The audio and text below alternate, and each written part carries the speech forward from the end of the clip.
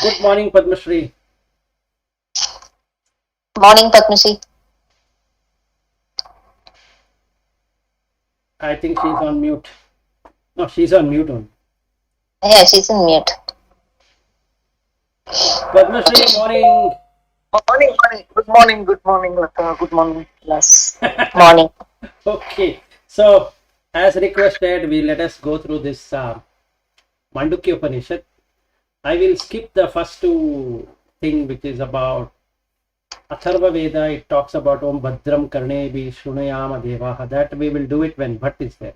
He would really enjoy this because he keeps on saying that. So I don't want to make him miss that. And also there is something about what is prajna. That also I will skip for now and directly take on the Mandukya. Okay. So now what is the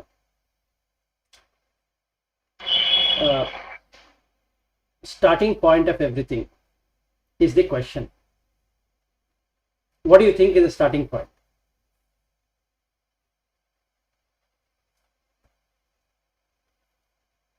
Let's see, out of our almost 2+ years of association, how much we have understood. What's the starting point of anything whatsoever?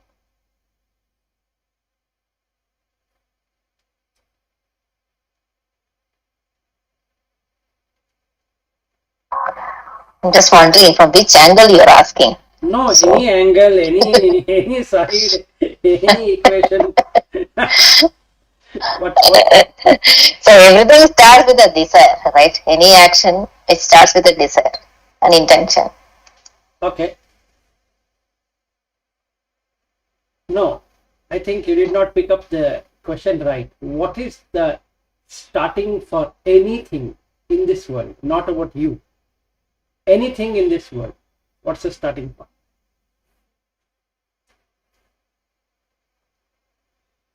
Maybe Padmashri also can try. So in this world also, for everybody also, it starts like that only, right? Yes, Padmashri, continue. No, I feel the same thing. What you said is the meaning. The whole thing started even if you take a Christian way of looking at how the world started to exist. It all started with the fact of desire only. So I don't know. I felt desire is the way. Meaning the want, the seed of want is the one which starts the whole. Okay. Or you want to become something. No, that is correct. The becoming is there, desire is also there. All that is true. For both sentient and non-sentient, that is life and no life forms. What is there? Like rocks to land masses to rivers to everything, including humans and animals and Deva and Brahma and all of those realms of existences, or the realms what we can see, the insect world and the aquatic world and the land animals and humans. If we take that much, what's the starting point of that?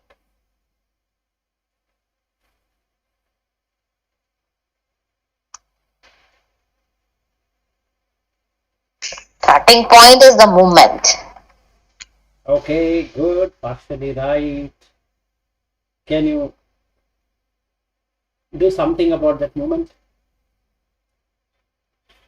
So some movement started to make all these 5 elements mixed together. No, you got deflected. That's not an answer. Okay. You started with movement, that was correct. Movement, yes. But then you have gone away. Okay, so let Padmashri answer.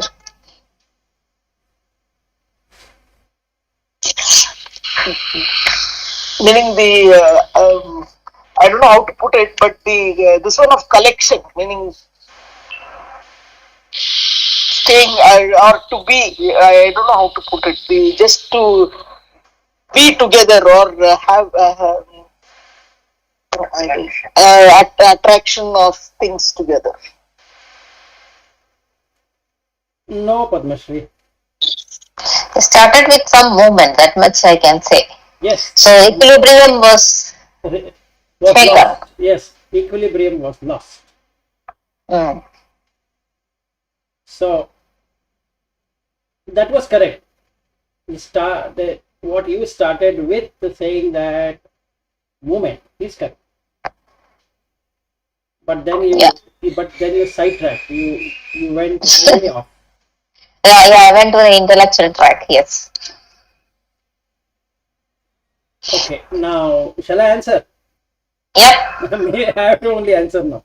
I have asked the question. So from science perspective, it's Big Bang. So there is some space and sound. So basis for anything to happen is space and its corresponding sound. That's all what it is. You want to debate? I'm okay. No, I don't want to debate because since the subject is Mandukya Upanishad and I know what is Mandukya Upanishad, I know that you are somehow relating it to space and sound. It's your question. But I didn't want to answer it because it is an obvious answer. No, that is the basis of everything.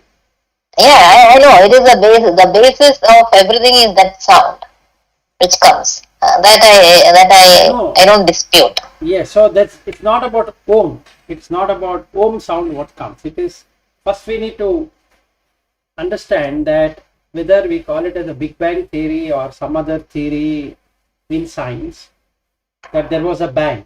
So when there was a bang, it created a lot of sound and it expanded. So the space.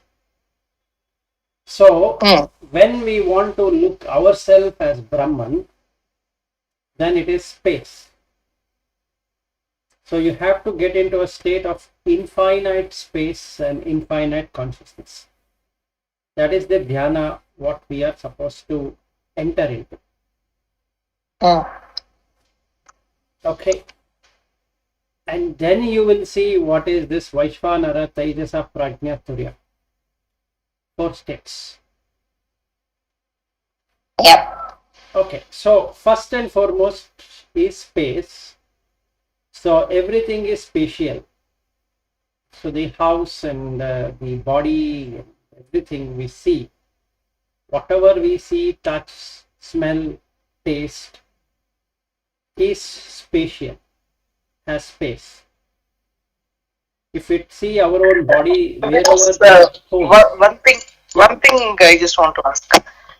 See, basically, what we are saying now is yes. When we said what is the root of every existence, it is the five, the Panchabhutas. But in that, you are saying sound and this one is sound and space are more important than the others. Is correct. that what is the conclusion we are making? Yes. Okay. And there is a shloka relating to that, how, not in this, but in another Upanishad, it talks about space creates this and that creates that, and ultimately comes to Prithvi. And if Bhatt was there, he would have recited that shloka. But it's also difficult to imagine that space is not there for us. What is that? It's very difficult to, what do you say, or imagine in our mind that there is what is before space. Meaning we are not able to, we can surmount many other things, the other five elements probably, but not the space. No, actually, Lata, you can't even make out of the other 4 elements. Can you make out of the other 4 elements? Now, other four elements you cannot make out, but I am just thinking, even in your mind also, you cannot get rid of the spatial concept. No, the normal human being, unless he is spiritual, Mm. can intellectualize 5 elements, but can never experience 5 elements. Out of that, 4 elements he has to experience, and he or she has to experience, and then only can experience what is space. Mm. So the dhyana is about experiencing space. And that is the first stop. And the next stop is experiencing Atman, which is your own self. That is the second stop. And the third stop would be nothingness, shunya, of these 5 sense objects, when the senses withdraw. That's the third stop. If there is these 3 stops, the fourth stop becomes very vivid. That is, you cannot perceive anything, nor you can say you are not perceiving anything. So you get into that neither perception nor non-perception. These are the 4 stops without rupa. So these 4 stops will give you one or the other siddhi, which will make you to go and land yourself in that realm of existence.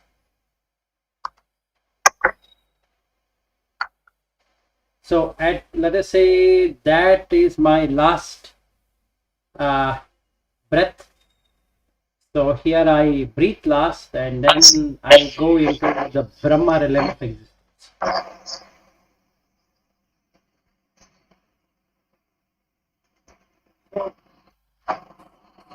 We need to somehow, in the sense that we need to purify, and that is the reason keeps on talking about the Bhuta Shuddhi. Because without that, you cannot experience the Bhutas at all.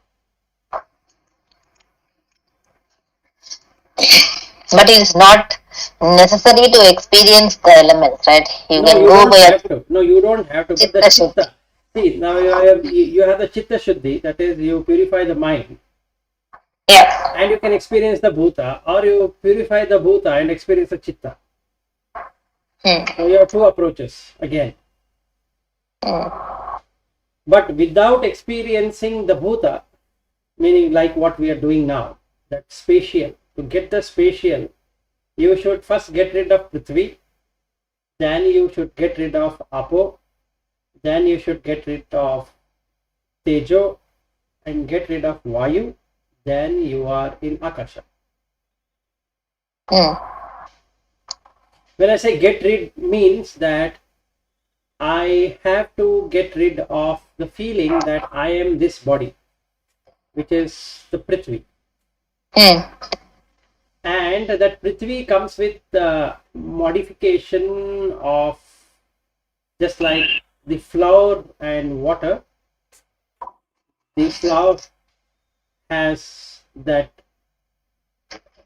the Prithvi, and the Apo has the binding element. So when it combines, it gives a solid structure. So basically, if I get out of the body level consciousness, saying that I'm not this body, and I know I'm not this body, that means the Prithvi and Apo is reduced. Then comes Tejo. So now I can feel everything as hot and cold, so that Tejo element can be experienced.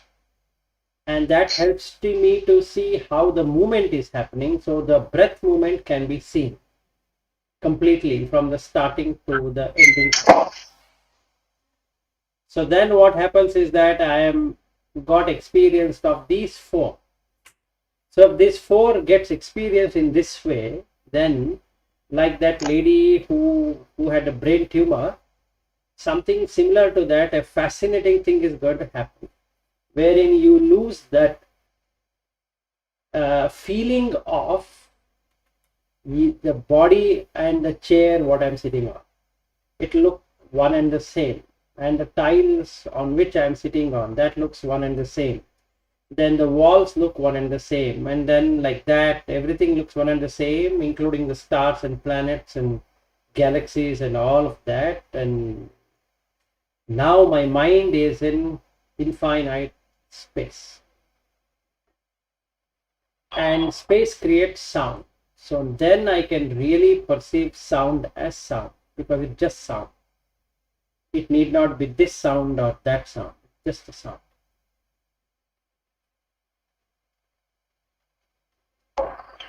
Okay, so once I get this perfectly experienced of space, then the mind resides in infinite consciousness, wherein everything is arising due to consciousness and nothing else. So all the sight and the sound, taste, touch, smell, and the internal organs of eyes, ears, nose, tongue, and skin are arising and passing away in the consciousness. So now for the very first time I can see how these two are linked by consciousness. So I now see only consciousness everywhere. So get into this infinite consciousness. So what Mandukya Upanishad actually is explaining is how to get into these two states of mind. Mm. And that's the reason I put that question. Of all the things we have heard or discussed or whatever it is. So just to check all the three of us today, where we stand, where do we really understand as an experiential knowledge, not as an intellectual knowledge. Do we really able to perceive space? If yes, that's the starting of everything. And space has sound, and hence home. Pranava is the only thing in this universe.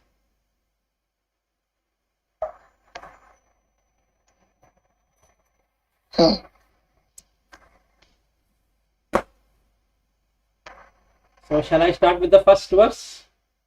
Yep. Okay, it says Hari Om Om iti etat aksharam idam sarvam tasya upa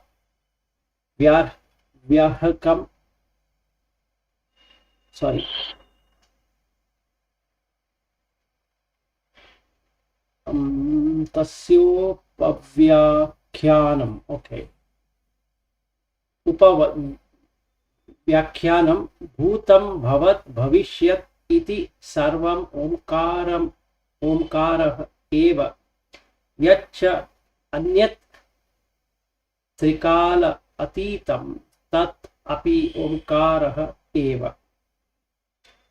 So whatever we are saying, this sound, what I am creating, is just that sound Om. That sound is manifested as language,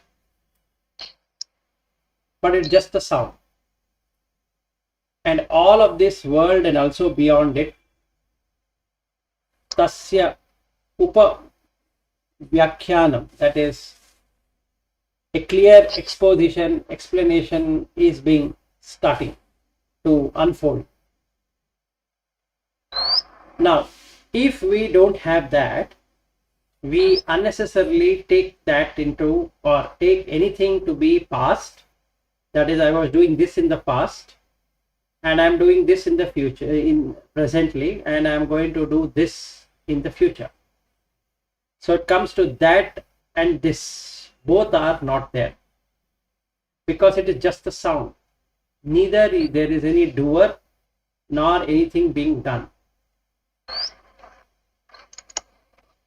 And if we see from the beginning of our existence, so the consciousness entered into the womb at the right time, and then the space which was there got filled up with a thing called as baby,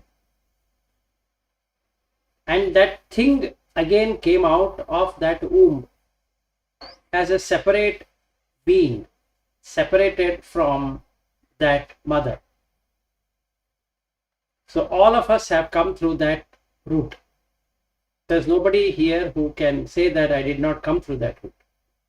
So at least if we look at the human life, that uterus didn't have anything initially, it was having space. It would have made sound which is in the uterus and then started to exist outside as an individual being. And again it started using up the space. And whenever there are holes in our body, all of them make sound. So sound is there in everything. It cannot be that there is no sound at all. Even in vacuum, there is sound, but that sound is silence. So there's nothing in this world where we can say that it's devoid of sound.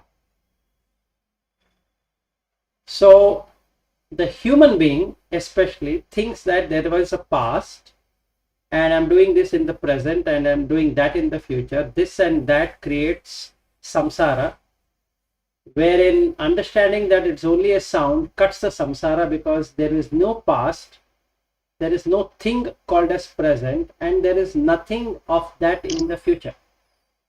It's only consciousness existing as consciousness and matter taking the form by joining together in a particular way, which creates only sound. And thus everything is omkara. Sarvam omkaraha eva. Yatcha anyat trikala atitam.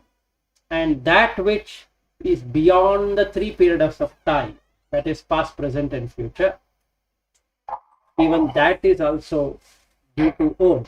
That means if there is consciousness in this entire universe and in all the realms of existence, and that only exists, the sound is a manifestation of that consciousness. Any questions? So when these five elements mix together, the sound Om comes, or because of that sound, this gets mixed. Because of the sound, it gets mixed. It's not the other way. Because there is the vibration. sound. Yeah, the sound comes because of some movement which started, and that Yes. movement creates that vibrations, and then it is sound, and then when it reaches some level of vibration, it is a sound, and then it makes this mixed up, and then it continues, it goes on. That's why we say everything is Omkara. Yes. So what it gives us is that the world, what we are seeing of object, is nothing but vibration. There is no thing called as an object. Yeah, it's all energy vibrations. So Yes. when the vibrations are strong or whatever, then you get solidified. Yes. So it becomes grosser and grosser. If they are they are dispersed out, then it becomes subtler and subtler. And that is what the entropy and enthalpy and all of that concept is. Which works beautiful with this. So that means even though we are not meeting physically, but we are interacting with our minds, Yes. talking. So there is an energy channel established between all three of us. Yes. Even though we are not able to see each other, the only difference we are making here is that we are not seeing each other. Correct. But the minds are able to connect through the sound. The mind, yes, correct. And one another thing I was telling my wife, I think I can again narrate this. Let's say if I call Lata, who will come? Can you tell me that? Will come in the sense my mind will become alert when you call, and then my body will come. Yes, so does Lata really come? No, Lata doesn't come. And Lata Anyway. never existed to come. Correct. So what is there to die then? Yeah, in the morning, my dream experience, I never felt I am Lata. Anyway, anytime. Yes, so Lata never dies because she is never born. Vilas, this you were talking about this vibration, and they were all the formation together, and the vibration is more, it is grosser, then it solidifies. This is what I meant by collection. I couldn't put across properly what I meant by collection, but okay, I did not relate it to the sound of it. But when I said collection, I meant this one. That is the formation which is happening together. of the ingredients that are there, meaning the sound. When the sound is vibrating, there is something which is just forming together, right? That solidification which you are talking is what I was meaning as collection. Okay. But I really couldn't articulate it properly. That is what I meant as collection. Okay, no worries. Then it is fine. So,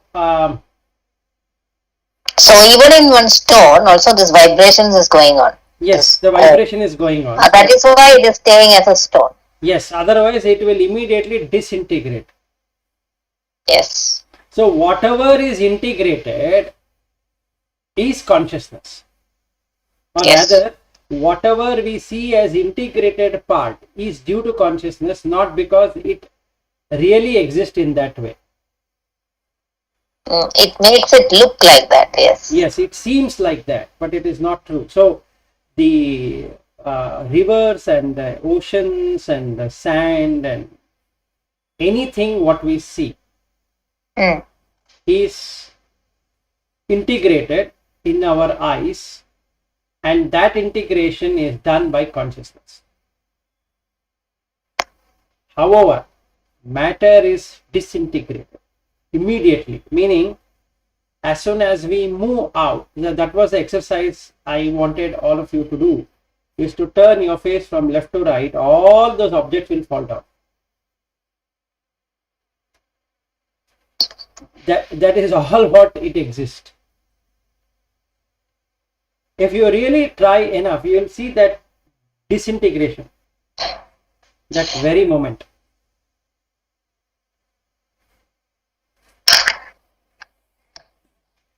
So if you keep on trying, you will really feel that blissful sensation coming when you really see disintegration, because it's a consciousness which is integrating it.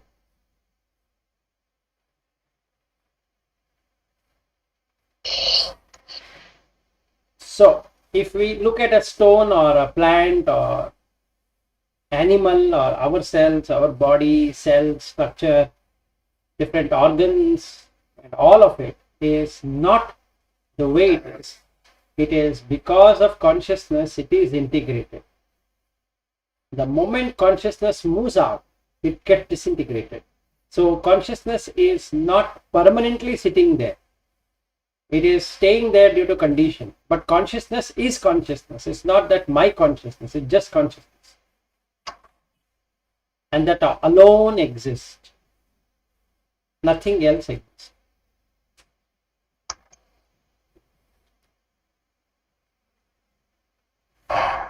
Any questions? Fine. Shall I continue? Yeah, it's fine. The second verse very beautifully says that Sarvam hi etat Brahma, ayam Atma Brahma, Saha ayam Atma Jatushpat. So, all of this is Brahman, that is consciousness, which we already covered. And this Atman, that is what I think I am, is also Brahman, because I am able to see it in an integrated way. So when I call Lata or Padma Shri or whatever name form I can perceive, is being perceived by the mind through the consciousness. Mind is not able to see that without consciousness. So there is no independent entity at all. It is dependent on the consciousness. It's very difficult to differentiate between subtle intellect and Atma. Okay, so now we need to get to a point where our mind gets rid of, or rather mind separates out from consciousness. That is the practice. Then you will not face this difficulty or confusion or whatever we are saying. If we cannot disconnect the mind from consciousness, mind always feels that it is doing it. That is the problem with this. It's not uh, that this cannot be done. But the problem here is that we have to split both of them.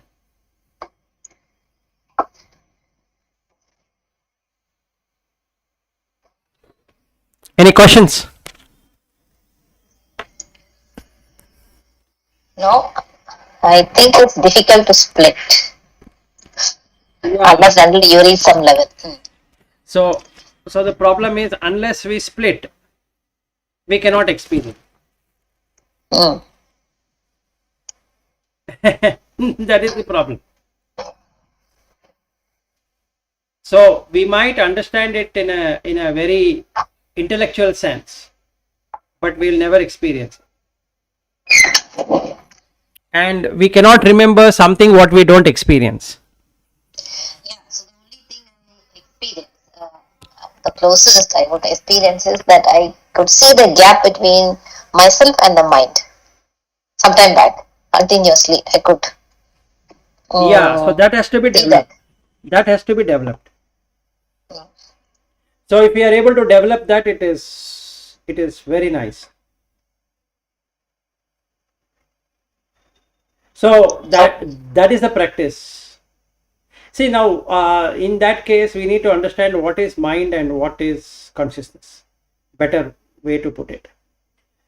Mind, if we were to say, that which perceives an object and names it through feeling. Yes. Okay. Now the exercise for that is, when I call my wife as wife, I immediately need to come to a state of Jivi Jagat Ishvara. In that, the Ishvara is the consciousness which is making this experience of wife possible. There is no wife. I can never find a wife in this world. There is no person called as a wife. No matter how much I try. So then, that is a label. So this is the practice what I need to do. That what I am calling as wife, existence is not there. So there is no independent existence except for the body who is coming. So let's say her name is kept as Anjana. That's her name. Now I call her Anju. But still she is able to recognize that she is not only Anjana but also Anju. Now this is happening through hearing, because I am sending the voice message that her ear picks up and the consciousness connects that. And in the memory, she remembers the name as Anjana and Anju, and she responds. But what does she respond with? She responds again with sound, and the body only comes here. So the second truth what I can really see is, there is neither the wife coming nor this Anjana or Anju coming. This is the truth what I can find, that the wife also doesn't come. This person whom I am calling also does not come. It's just the 5 elements which are coming, and they are integrated in one part by consciousness. So if my wife or this Anjana or Anju is not coming, then how certain I am that when somebody calls my name as Vilas or whatever other names have been kept, is going to come. So that gives the space. Then I can see the space. So the mind gets disconnected from consciousness because it cannot perceive. So now I am seeing through consciousness. So this is what is conscious, or rather awareness. So I am aware that no Anju exists, no Anjana exists, no wife exists. It's very clear. There is no doubt. And if wife and Anjana and Anju doesn't exist, then the husband Vilas and Vilas and other names what has been given to this thing called as Vilas doesn't exist. So it's only one consciousness talking to another consciousness. Yep. So this is the practice. Then you can disconnect the mind. And this is what I keep on doing with everything. So then what do you get? You get only consciousness.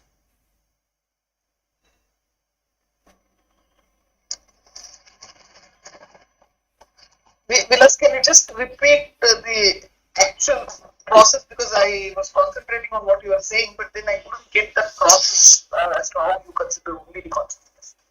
Okay, so now let us go between you and me better. Okay, so now when I utter your name Padmashri, what happens?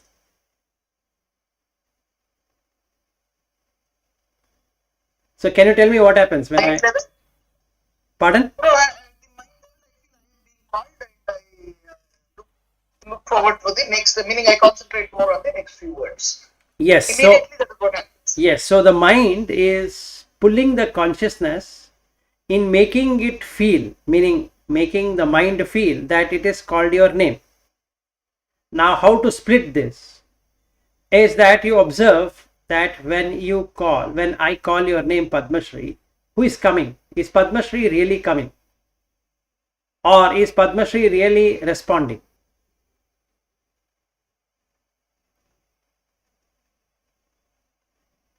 So is there anything called as Padmashri?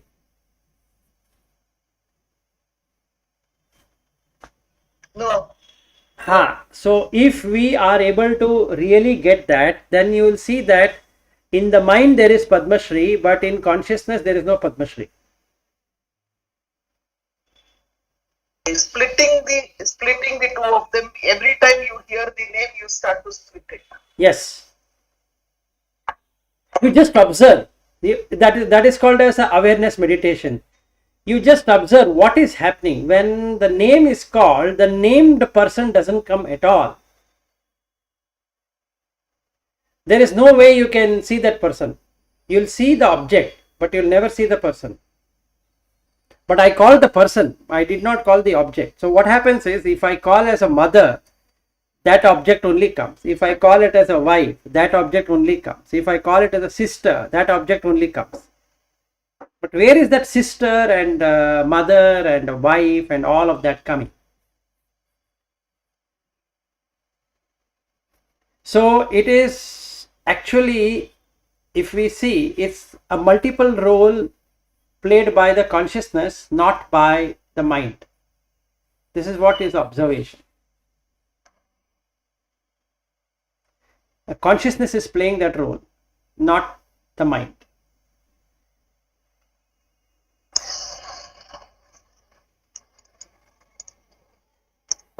Okay. Okay. So till here, are you okay now?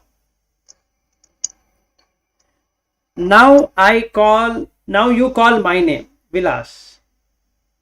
You do the same thing. Is really Vilas coming there?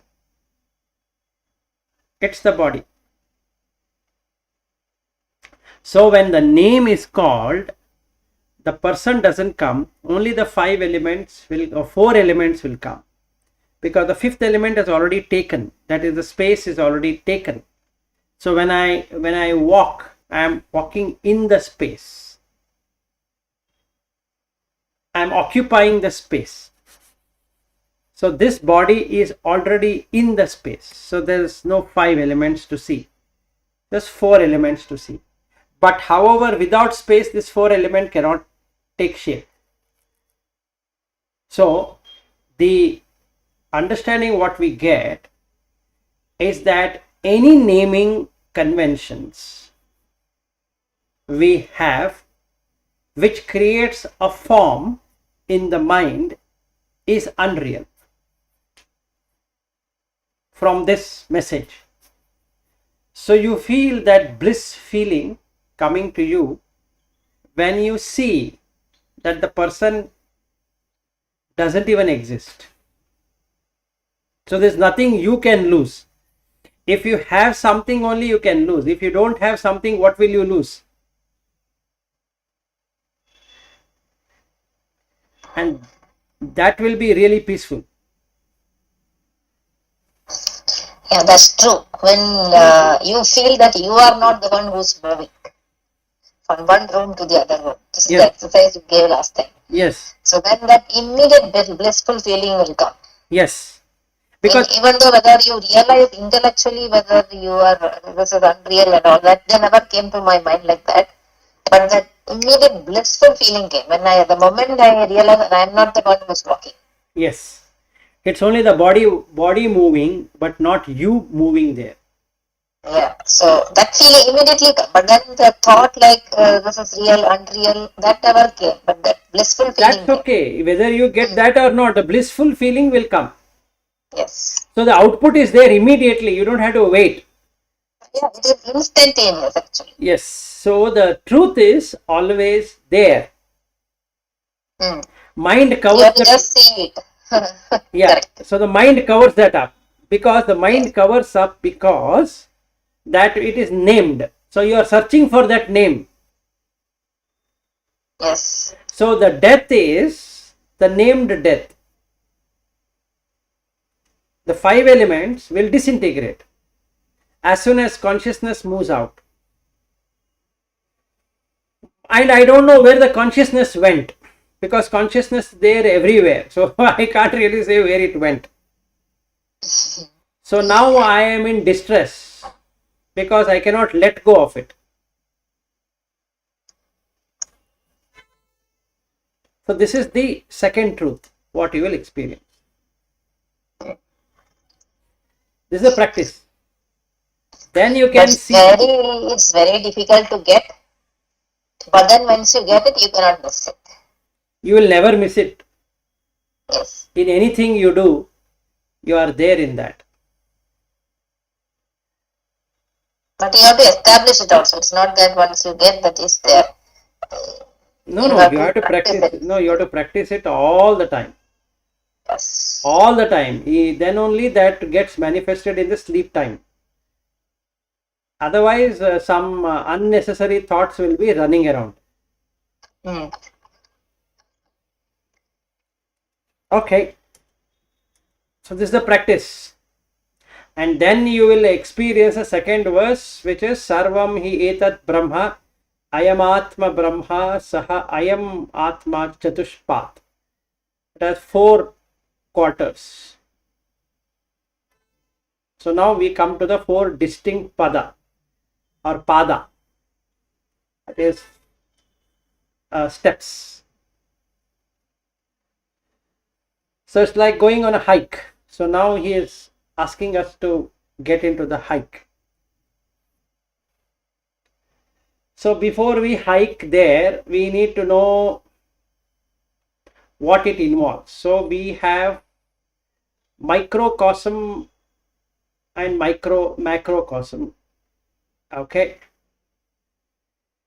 So the first quarter is Vishwa, the world, in the micro thing what I see, because it is made out of 5 sense objects, the Vishwa. And the macrocosm is Vaishvanara, and that will go deeper when we get into that. The state at which that Vishwa gets created is in the waking state. Right now we have created the world. The world of 5 sense object is created. So we are now talking of Lata and Padma Shri and Vilas and Bhatt and this and that, a project, wife, husband, friend, colleague, and all of that. And the sound is a. So that's the starting.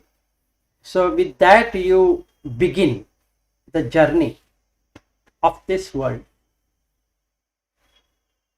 Taijasa is the next one, second pada, and in the macrocosm level it is Hiranyagarbha, the golden womb of the Brahman, And whenever we are in that state, we are in the womb, which is the dream state. So you lose your physical self. Whether I go for a sleep right now, I'm thinking something. The moment I start thinking on something, the body disappears from the consciousness. When I start working, writing, eating, smelling, tasting, touching, whatever I'm doing, if I get engrossed in that, including watching TV, watching a documentary, watching a PPT, or doing a presentation or discussion, meetings, whatever I'm doing, it goes into a dream state where I lose the body. And that is who. Then the prajna, that is the consciousness state, is Ishvara, but that is not seen because it is in deep sleep state.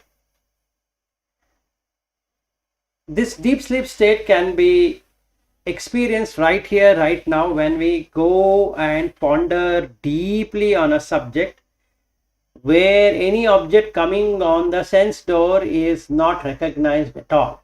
Let's say a painter is painting, or like in the case of Padma Shri, who goes deeper into technology and she's writing her paper. So let's say she's writing about a deeper topic like artificial intelligence, or let us say deep learning, or whatever she's writing on, and she is writing an algorithm for that, wherein she forgets about herself. I think she has experienced that many times, so I'm sure about that. So that state is the state, which is the deep sleep. And the fourth state, Atman, is never there at all for a normal person. And in a micro or in a macrocosm level, it is Brahman. Then the state is Turiya, the fourth, and that is Om, wherein you will find the silence. The sense objects no longer operate in that state.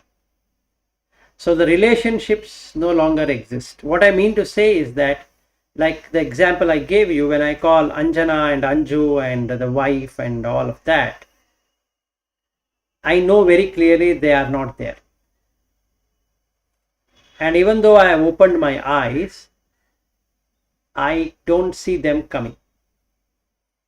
So not only Anju doesn't come, even the house and the trees and the forest and the computer or whatever I have named doesn't exist. And that state which you are completely awakened to reality is called as Turiya, which is completion, which is silence, Om.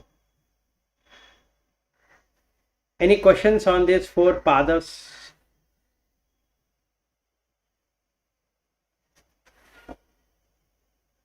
So Lata, I don't think so we will be able to complete even the first Yeah. So even the first one cannot be completed. So it's also very, very deep. Yes. And deep. It looks very simple when you read it, but it's a very deep thing, each one of them. Yes. And if you really understand, it takes time. So that's the reason I wanted. I have read it 2-3 times, but then I wanted to explain so that you will be able to unpack it a little bit more deeper, and then see how the dream state is also affecting us. And then deep sleep, anyway, I am not able to observe. Probably the dream state I am able to observe a little bit, but not the deep sleep is completely gone. So that it is good to understand in depth how it works, and then it is something will get opened up. That's what I feel. Sure. So how to see the waking state is the relationships. The dream state is when I am lost in something, called as absent-mindedism. And the deep sleep state is when I'm engrossed very deep on a particular thing, where only one sense object is working and all the remaining are closed. Mm. You don't have to go to sleep to experience that. Yep. Yeah, and if I watch Padma Shri at her seat, sometimes I see her in that state. Yeah, she is always in the meditative state. Wow, that's good. Yeah, so she is sleeping for the world. Yeah, Padma Shri, Yeah. you were telling something. No, I said not always. I said. No, not always, but many times you are. I've seen you. Yeah, most of the times you are. So yeah, actually when from the waking state you just drop into the sleep state. So many times I've seen that moon. So that is actually your mind, Correct, which is pure, because that time all the senses are closing. At correct. that particular moment you see it all bright and nice. Yes, And that I have seen many times. When you are breaking to from wakeful to sleep, or then when you are just coming out of the sleep, both the times seeing this. very good. So these are the three states. The fourth state you'll experience when you are pure consciousness, without names. That is Turiya. So somebody were to ask me, have you experienced Turiya? So if I'm able to cut the relationship, yes. If somebody asks me that, have you experienced the deep sleep? I can say yes, because if I am deeply immersed in something, then I am in deep sleep. Now, if somebody asks me that, have you experienced dream state? Yes, when I start thinking on something. So thinking and pondering, vitarka and vichara will cause a dream state to happen. You will naturally go into dream state. You will miss what you are right now. The body goes away. In all the three states, the body is not there.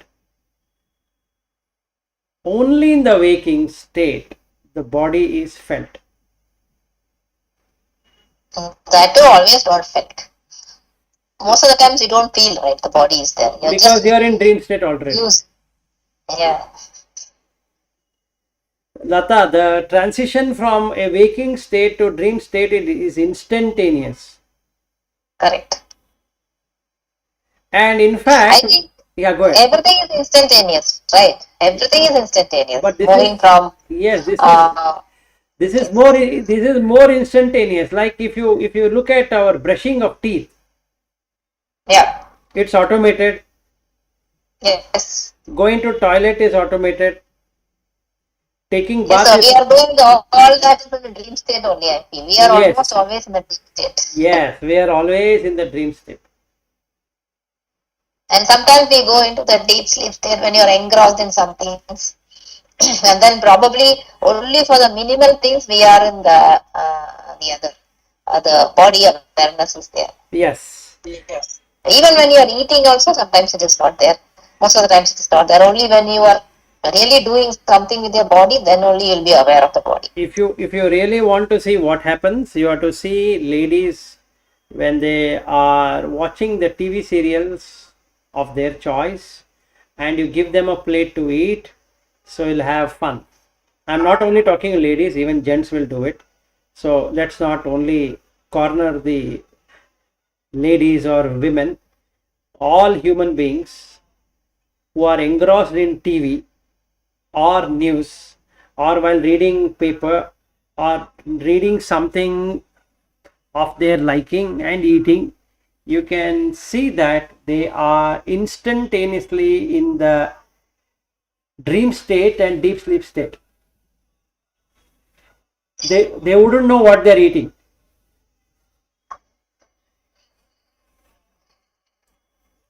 Yeah, that's true. Even us also, no, when you are eating and sitting together and eating and talking, and then you eat something, you don't even know what you are eating if you are so engrossed in the talking. Yes, And if you are walking together, you wouldn't know how many kilometers you have walked. Yes, the body also doesn't know that time. Yes, nothing is known. Body is moving, but it is disintegration, right? So it is how the consciousness makes things happen. The disintegration shown as integration, but when you engross, the disintegration is not seen at all. And neither the integration is seen. So that's the beauty of this whole consciousness So existence. actually, if you really think, you will become aware of the body when you are doing something with the body, or some pain is there in the body, or pleasure is there in the body. Correct. You will become aware of the mind when you have some kind of deep feelings and thoughts. And thoughts will be there. Maybe you will not aware, but then when it just pains in some way, you will become aware. Correct. And then when you want to take a decision, is when you are getting aware of your intellect actually. Correct. Otherwise, Otherwise, nothing. It goes on. It's like an automated stuff. yes, it is on an autopilot mode. But the real spirituality is that you be aware of what all is happening always. Yes, that is true.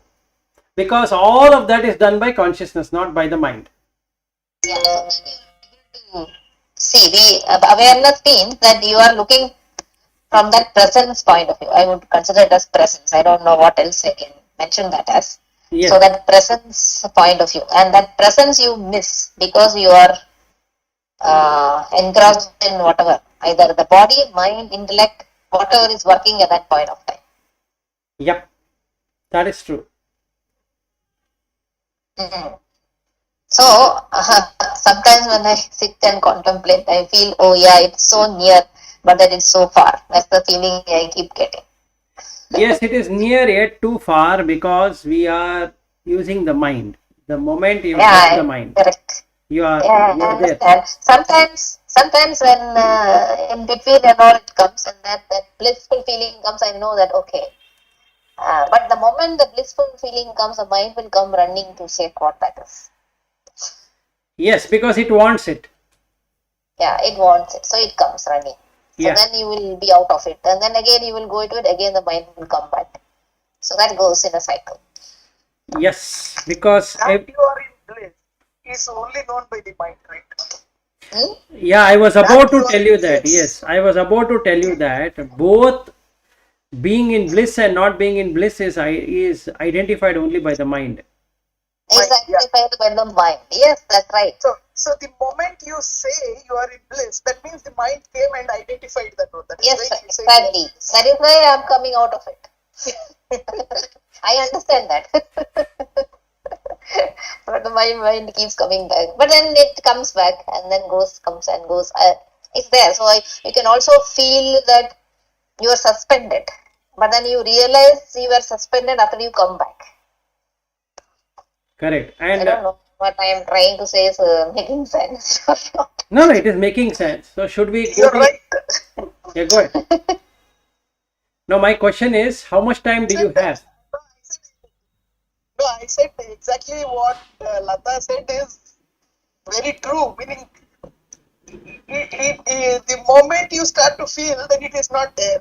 So, how do you really come to this one?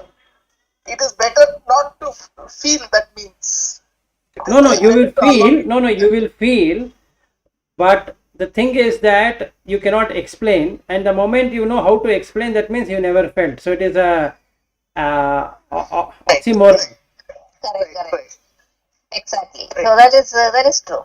So sometimes it has happened, and sometimes like that. When you are really able to cut your mind from the consciousness, there will be some feeling, but then you will not be able to name it. So that I have felt. I don't know how to explain it. So, and again, I also have seen when in response to some kind of senses, my mind running away. So when you look, it will come back immediately.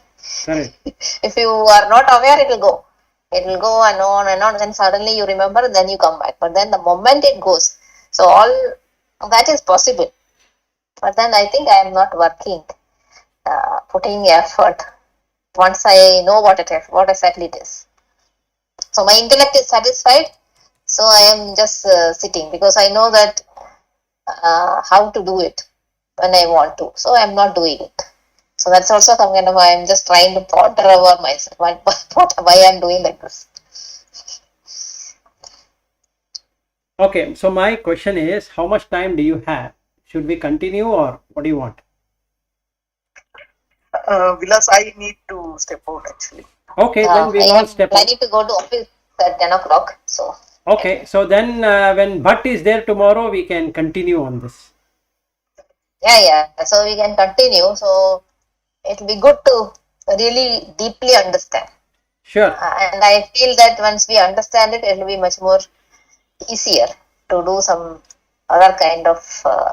I'm more doing contemplation like Padma Shri and not doing actual practice as such, like before I used to do. Right. Okay. Okay, So, fine. okay Thank then. you, Thank Vilas. you. Yeah, thank you. Bye. Thank you, Vilas. Thank you, Lata. Bye. Bye.